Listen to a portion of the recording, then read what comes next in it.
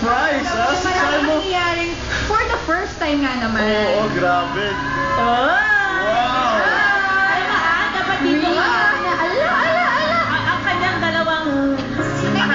Kasi yung sa kanila. Okay, wait lang. Wow, thank you so much for this. Thank you so You're much. welcome, Chard, and welcome again to ASAP. Surprise. What is your message for Chard now that he's here? I mean, here as a guest, of course, on ASAP OE. Well, syempre, bilang isang kapamilya, Chard, welcome to ABS-CBN. Sana enjoy ka dito. Sana tinanggap ka namin ng buong puso mula sa mga babae, sa mga lalaki. And syempre, good luck sa movie mo for the first time with, of course, Casey.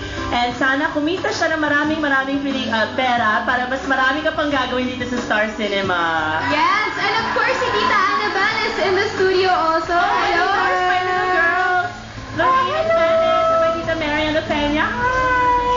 Ayan, good luck, Chard. Good luck on your movie. And again, thank you for gracing us here at ASAP OA. Thank you so much. Thank you so much. What a warm welcome. It's an honor for me. It's an honor. Yes, up next, May, first time na mangyayaring special surprise with Miss Casey Concepcion plus more of Richard Gutierrez.